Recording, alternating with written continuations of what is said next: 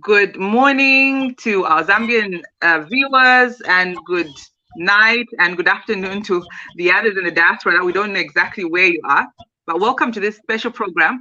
And in this special edition, I am interviewing a very unique lady.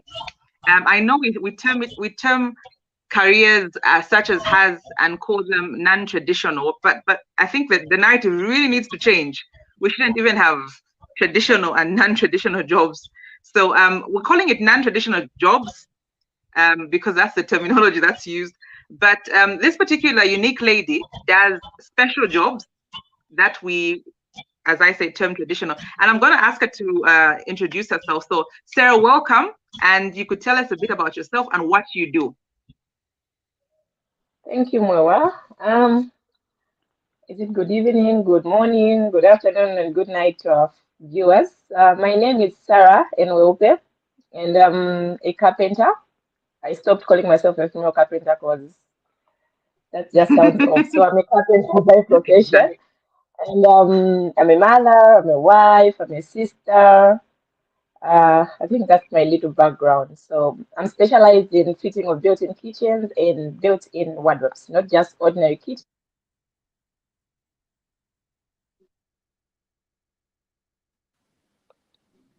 Okay. Yeah. I'm wondering, can you get me? Okay, cool. Yep. I've lost you a bit there, but I can hear you. So what made you get into the joinery? Okay, so I studied carpentry in the year 2008. I was at school at Libala High School, and I used to take woodwork as an option. So from grade 10 to grade 11, I used to fail woodwork terribly. I would get zeros. So from the same failing, yeah, and from the same failing, I did metalwork, and I was really good at it, and then I never took it up. No, me, I used to be a failure in woodwork. I think it would just irritate me every time we'd go in the workshop and say, what the hell am I doing in this workshop? But I think in the year 2007, that's where the interest started. My father brought a woodwork book at home from a library, and it was a big book. I actually have it. I think I can even show you guys. Okay. Wow, and you've kept it. Oh, bless you. You are muted. Sorry, Sarah, you're muted. Hello, Sarah. You're muted. Kindly unmute yourself.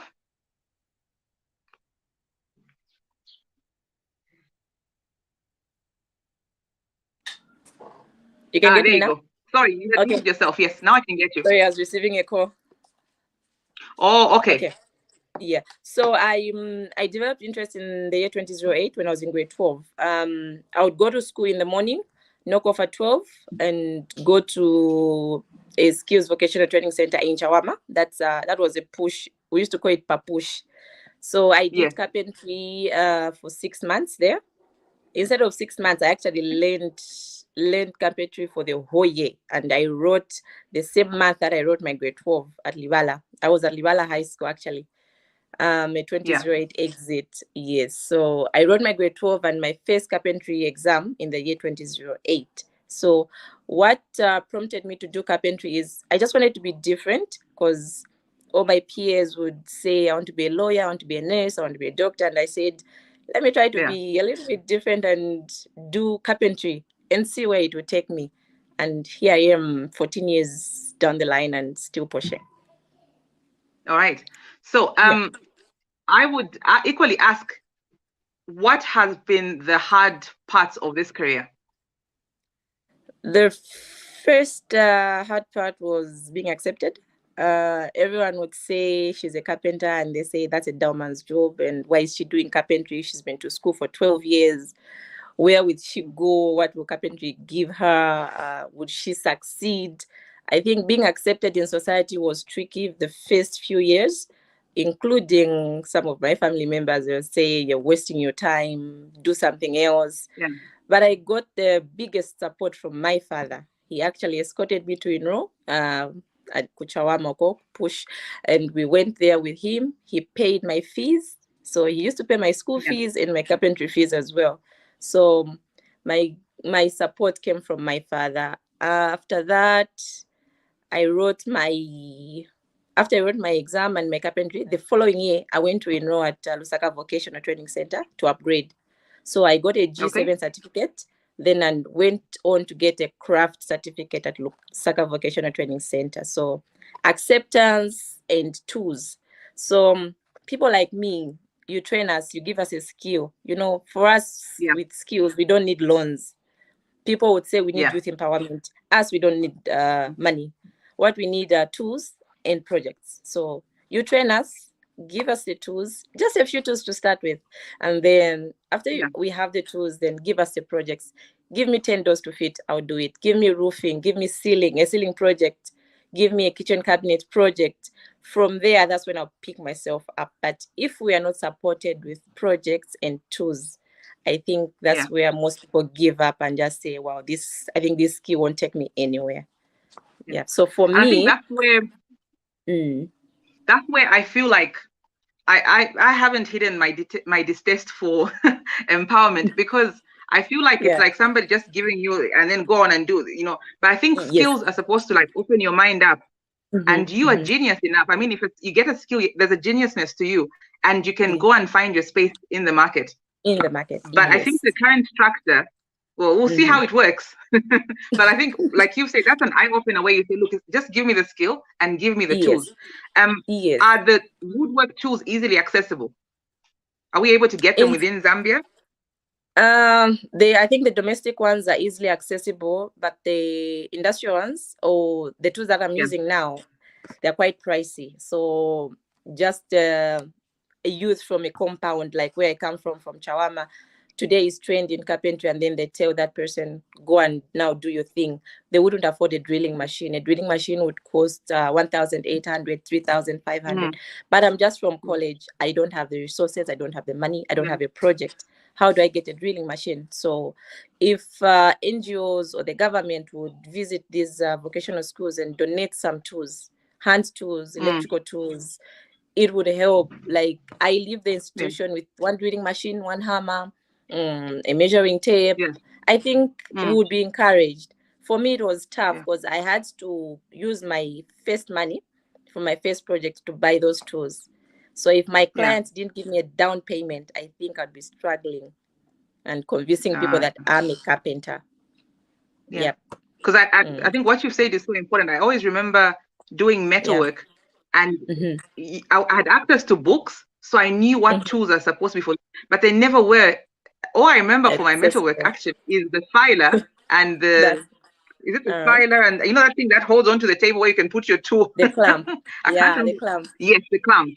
Yeah, and those are the tools that I remember because those were the ones that were openly available. The other tools, in fact, were under lock and key and only given to you at exam time. But these things need to be easily accessible to specific people. So I think you're very right. Yes.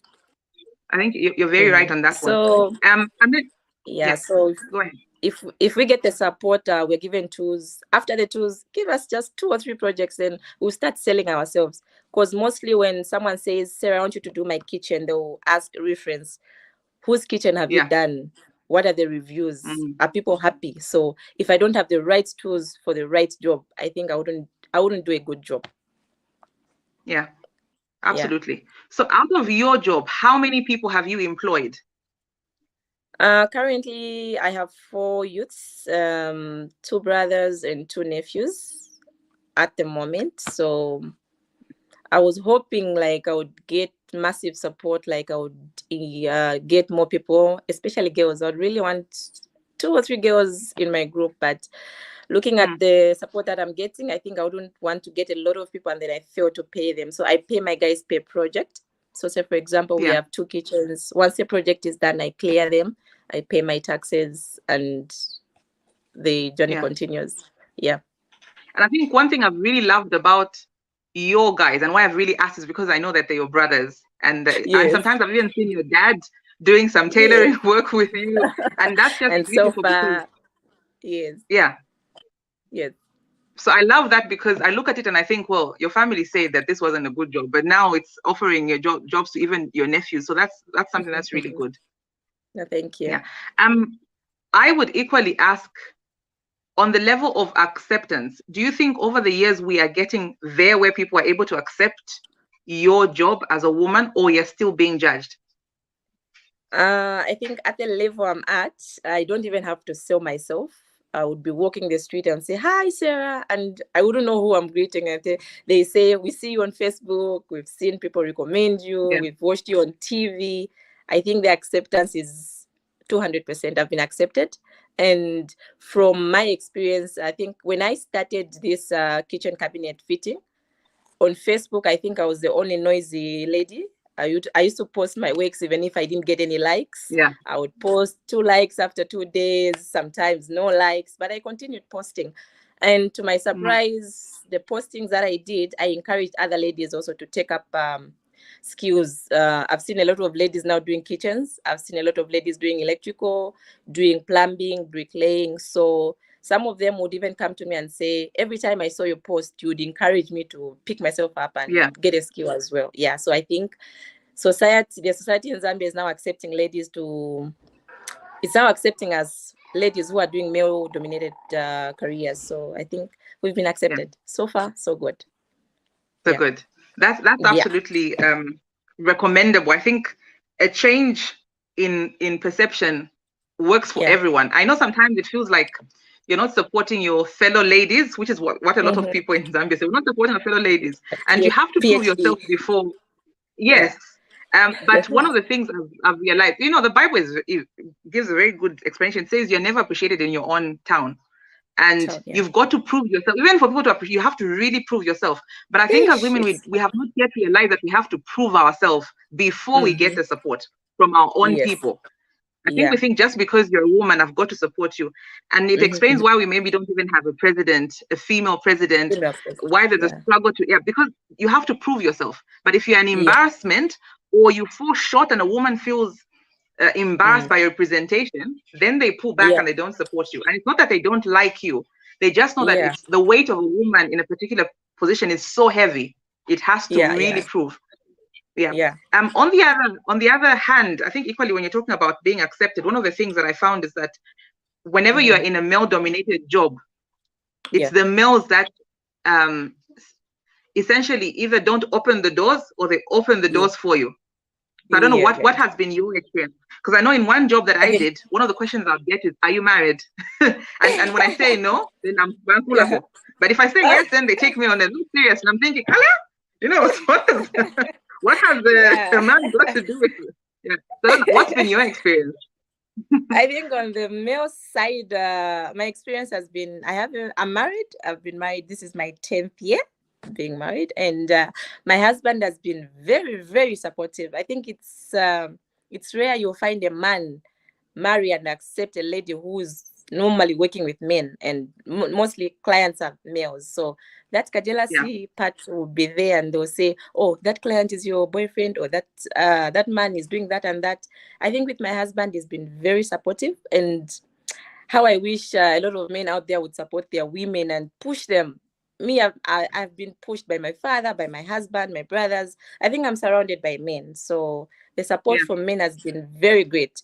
Even in my field, most of the carpenters, they'll cheer for me and say, "There's a lady who does kitchens. I know her. There's a lady." But it's rare you'll find a woman say, "Oh, there's Sarah. I'm recommending Sarah." Oh, normally the support I'm getting from women, it's the women that are abroad in the diaspora. I have clients in the UK. I have clients in America. Some of them, I don't know them. I've never met them. They just see me on Facebook and contact me and say, "Sarah, I have a house in Chalala. Go and measure. Send money. Do their kitchen. The job is done." So I think males in Zambia are very supportive. So before I actually even forget it, to even take advantage of this moment, what is your contact number for anyone that's wanting to call you? Okay, so my cell number is 0979336196, and you can also follow my Facebook page. It's Finest Fit Kitchens and Wardrobes. All right. And then you went into, this is where probably I got like, okay, this lady is like really commendable. Why then do you go and do the construction? Okay, why I upgraded. Okay, so carpentry. When I was starting, I think I was one of the few ladies or one of the few people that chose this career. So with time, people started coming on board. Some haven't been to school for carpentry, but are doing these carpentry jobs. Some are fitting doors, ceilings, but they don't have their paper. So I realized that this career will be flooded. And with time, probably business will be very tough and to be very competitive. So I said, with a few coins that I'm making, let me sponsor myself to school. I went to National Council for Construction, NCC. I went to enroll for construction courses, and I've done road construction supervision. I've done occupational health and safety. I've done construction materials testing, and I've done sustainable building works supervision since 2019 to 2021. So I would want to have a lot of career opportunities, like, say, carpentry, I'm not having any project. When it comes to roads, I'm there. When it comes to supervising building of a house or a hotel or anything, I'm there. When it comes to safety officers, I'm there. I want to be everywhere in construction. So I even push my guys. I tell them, let's not say I'm a carpenter and end there. Let's go to school. Let's take ourselves to school. The little monies that we are making, let's go to school. So my guys have also been to National Council for Construction, and I'm still pushing them. I want them to be where I am. So once I think I have a dream of going abroad. God bless me. I would love to have a site in America. I would love to have a site in the UK. So if I'm in the UK, my guys are in Zambia, they're pushing. So I don't want, when I leave, and my guys remain here, they'll be stranded. No, I want my team to be big. We should be international. We should be in the whole Africa, the whole world, actually. We should have offices. That's my biggest dream. That's why I would love to empower more youths, given a chance, given projects. I don't want money. I don't want a loan. All I want are projects. And these offices, the government offices, if they can be very open and very sincere with youths, people like me, I knock on the door for the Minister of Youth and say, I'm a youth, I have this idea, or I have this proposal, I should be supported. Or they should recommend me and say, oh, Sarah, there's a hotel being built, they need kitchens. I'm recommending you as a minister, or I'm recommending you as a PS, or I'm recommending you as a member of parliament. we don't know these members of parliament when we need them, but when they need us, they know us. So if they can come through, if they can come through for us as well and say, these are the youths from my community. I come from Chawama, in as much as I'm not living there now, but Chawama is in my heart. I would love Chawama to be on my forehead and say, oh, Sarah comes from Chawama, or Sarah comes from, no matter where I will go, Chawama will always be in me. So I'd love to see a beautiful Chawama with responsible youths, not my youths back Mwakachasu, no. We should use our hands, our brains. Yes. So I think we need the support from relevant authorities, from the community as well, from our parents, our spouses. We need the support. Yes. Yeah. So I'm not yet done with my I'm not yet done with my school. Yeah, I'm not yet done with my school. I'd love to do civil engineering as well, God willing. If I have the money, I'm working on that. So if I can get my papers up to civil as a civil engineer, I think that would be a dream come true for me. Yes. Yeah. And I can hear your little princess in the background. So what I would ask is, how have you balanced all this? Being a mother. I know a lot of people say, how do you balance being a wife? And I think, what is so hard about being a wife? Maybe motherhood, you know? So how have you balanced the motherhood and the work? And because you're working, you're going to school and you're mothering. In fact, I think you've just delivered, if memory serves me right. Yes. Yeah, and I was wondering to say, but I saw her to school a few months ago. Yeah. So how? Yeah. So how have you balanced all this? I think by the grace of God, I don't even know how I manage. I just find myself managing. So the last intake, the last course I did, which is Sustainable Building Work Supervision, I was pregnant, heavily pregnant. I was writing my exam when I was 2 weeks before delivering. Yes. So I managed, I pray every time I wake up, I pray, I ask God to be with me, to protect me and to guide me. So I have a supportive partner. I have a supportive, sorry, now they are disturbing me. Go. So I think my husband has been very helpful. Every time I'm at work and he knocks off early, he gets home, he'll be with the kids. And my father as well. Every time I have nowhere to leave my babies to, I take them to my father's place. So I think the people around me have been very helpful. Being a mother, being a wife is not easy. Working, school, I think it's not easy. We just leave it all up to God. Yeah. Would you say it's also good planning? I think so. So when I leave home at 06, sometimes even 05, I get home at 23, 22. When I'm home, I switch off my phone.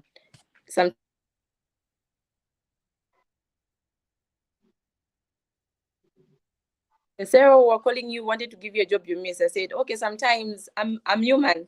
I'm a wife. I need to concentrate on my family. So when I'm home, please just understand I'm home. I need my time at home. But when I'm working, my kids know that mommy is working, mommy is busy. My husband knows that, oh, she's now busy. Let me not disturb her. So I think the balancing part has been, I think, I don't even know how to explain it, but God and the people around me, I give them a big thank you. Yeah. You are so maybe early in your career, but one of the other things that you have been doing is getting ready for retirement.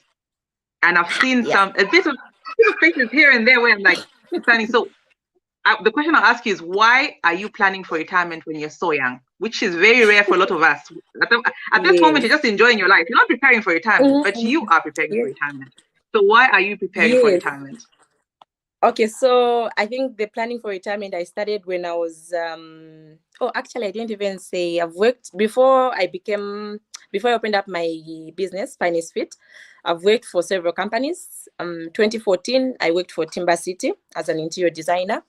I worked for Coat of Many Colors. The last company I worked for was Builders Warehouse at East Park. So I worked there as a department manager. I think from there, that's where I met my mentor, Mami Messi. She challenged me and said, Sarah, you have a skill and you did carpentry when you were so young. Why have you given up and gone into formal employment? So she told me and said, quit, stop working and do something for yourself. I stopped work in 2016 I left my well-paying job and said, okay, let me take the risk. I've been challenged. Yeah. So when I left Builders Warehouse, before I left, actually, that's the year I decided to say, I think I need to start planning for retirement.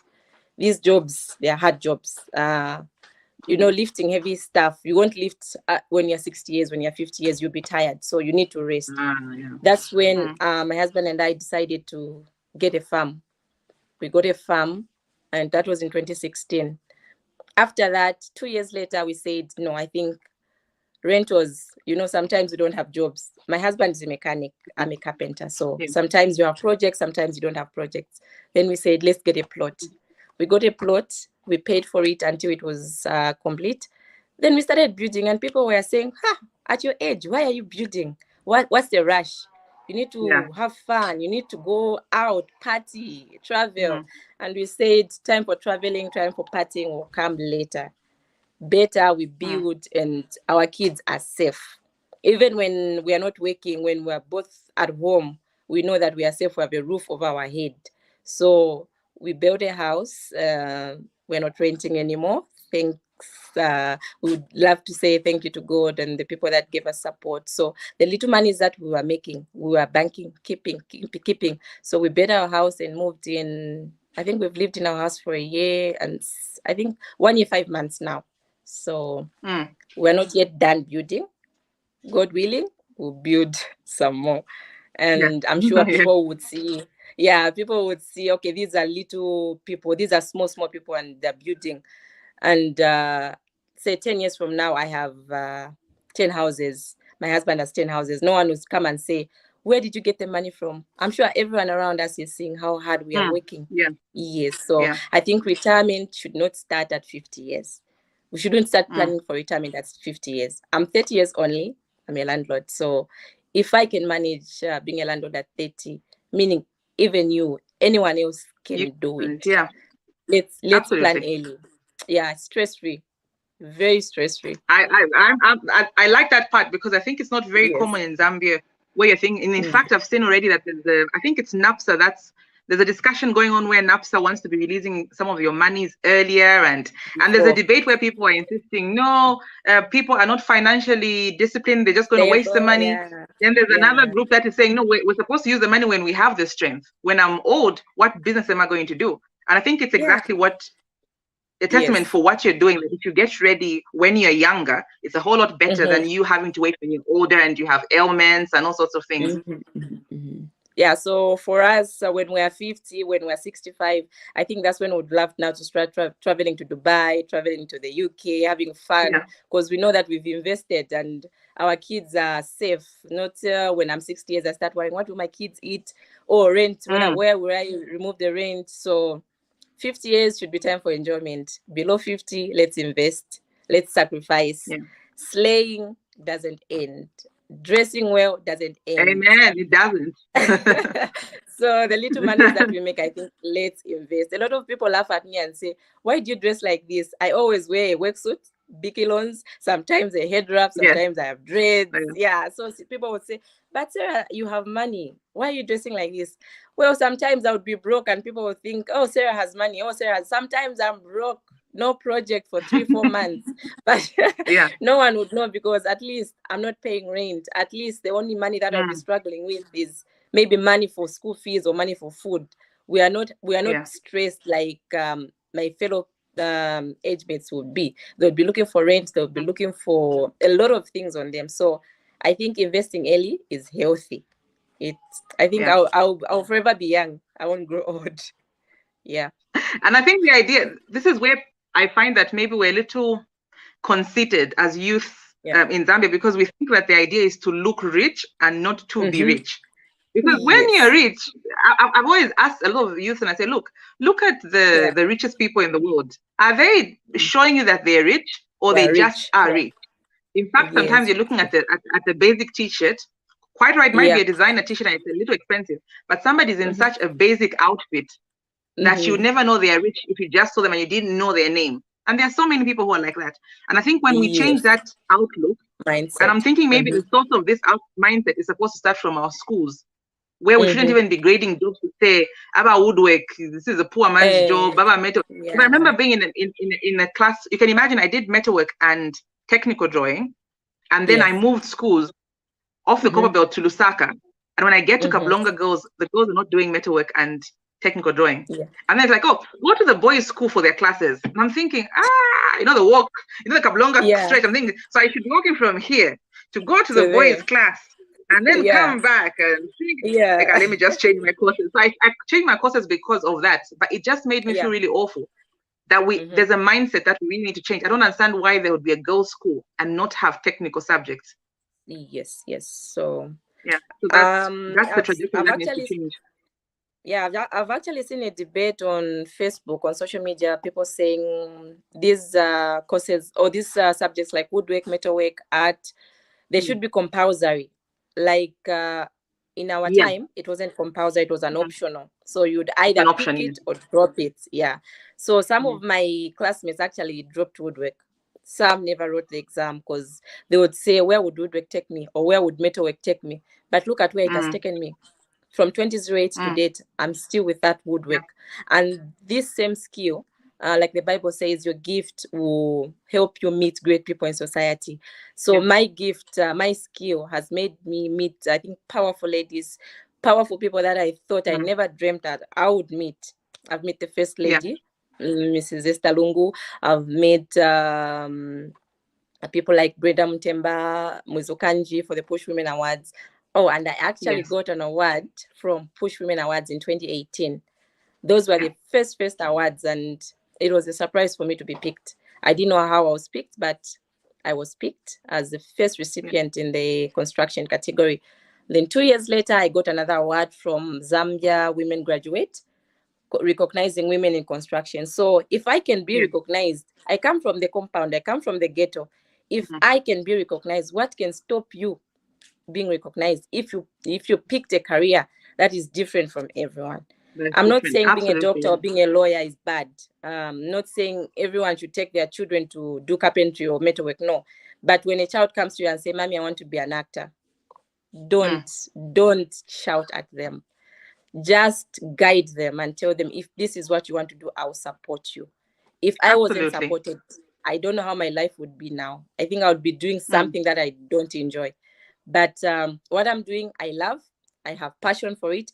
Even when I work, I make sure I deliver in my heart. I know that, okay, I have worked. Not I'm working for the sake of money. No. So I think let's support our children. You're so right, because funny enough, I've lived opposite your area my entire life. That's the strange thing. I think small world, and the way life works out, it's like I live, because you're not in the compound. You're looking on the peripheral, and you can see all these girls going to school, and you equally are going to school, and then you go different paths in life, and you see the same girls who are your age mates who are going to school. Most of them got pregnant I think whilst they were still at school, and the chances in these compounds, it's not that they don't have the same chances in going to school. Sometimes I think, like you said, it's a support and the guidance that you have. Nobody is guiding you. Nobody is encouraging you to follow a particular. I mean, when was the Kapush College established? I'm trying to remember, because I think it was around the same time when there was a sports 4.0. You remember the sports 4.0 thing? Yes. It's around the same time. That was in the early 2000s. Yes. And I can imagine how many girls would have benefited had they put their minds to it like you did. Yes. And for us, maybe who are not in the compound, we're just looking on, and so it's a big excitement when I see this, because I know a lot of my friends who I grew up with, who were in the compound, haven't been as privileged as I am, or as privileged as you have been. And when I look at them, they're not. That life doesn't give you the same fruits kind of thing. And even if it does give you the same fruits, some of us choose to peel, some of us choose to cut, some of us choose to just, throw it and stuff like that. And that's one of the things that really pains me. But when I look at you, Sarah, and I look at Mubanga, who was meant to join us, but she'll join us later on, I get so excited, because I look at it and I think, look, it's not all of the girls that are failing or, not managing. There are these people that have sprung out. And the more of us that come out and are able to tell the story and say, look, I could do it, you can also do it. I think it's going to really generate a lot of more girls, even in the compounds, doing a lot more than even we will ever do. Yeah. And if we can also have programs like schools, they invite people like me. Well, it's not always that when you invite me, I need to be paid. No, sometimes I'll just come and talk to the girls and tell them if a small person like me, because people, when they hear Sarah the Carpenter, they will expect a huge person with muscles, tall and big. But when they see this tiny Sarah, and they say, are you really the carpenter? Can you lift a hammer? Can you use a drilling machine? So sometimes we should not judge people by their physical appearance. Sometimes we have inbuilt strength that even us, we don't know until we realize that, oh, actually I can do this if I put my mind to it. So we need to have talks in schools. We need to have talks in these community schools especially, and tell them there's a bright future ahead of you if you pick a right career. Don't be forced to be a doctor if you don't want to be. And sometimes you don't have the money to go to Yunza, you don't have the money to go to CBU. Start from the same small colleges in the community. I started from Chawama. Look at where I am. I've now been to NCC, National Council for Construction. And it's not easy to be accepted by National Council for Construction. So if I didn't push myself, if I didn't push myself, no one is going to push me. So we need to push ourselves. And the more people see that, oh, Sarah did this, meaning I can also do this. So I encourage girls, I encourage women out there, married, not married, single mothers, pick up yourself. It's not too late. Even at 50 years, you can get a skill. Even at 40, you can get a skill. So pick up yourself and find something meaningful. Absolutely. As we wind down, is there anything that you would like to end with or summarize, or what is it that you would probably want to say, either, I'll say, to the government, to women, or to anyone that you'd like to speak to? Okay, so as we wind up, I would love to take this opportunity to thank each and every client that has supported my work, each and every person that has recommended me, you especially. You've been mentioning my name on so many Facebook platforms. You're welcome. Thank you to everyone. Yeah, thank you to everyone that has given me support financially, spiritually. I would love to say a big thank you. And to the government, look for people like me. Engage us, ask us, what do we need? Or how can we help communities? How can we help a girl child? These girl children out there need the morale. They need the boostele. They need to see a Sarah and say, oh, if Sarah can do it, I can also do it. You would be shocked that if I would go to a big institution and speak, every time I speak, someone is touched and said, oh, I'm in medical school. I recently went to Levy and Youth Bridge Foundation, and I had the privilege to speak just for a few minutes. And I was shocked how the students there were impressed and said, I'm doing medical, but when I'm done, I think I'm not yet ready to work in the medical field. I think I would love to be an entrepreneur like you. How can I do it? And I was shocked, like, this one is doing medicine, and they were asking for help from me, like, how can I be an entrepreneur? Because jobs are hard to find. You've seen a lot of protests, like government should employ us. So if I can employ 4 people, another person opens up a business and employ another 4, I think the gap for unemployment would end. So entrepreneur mindship is not only for skilled people, even the people that are in higher learning institutions, they need to be prepared and say, if you don't get a job, open up something, do something with your life. So the government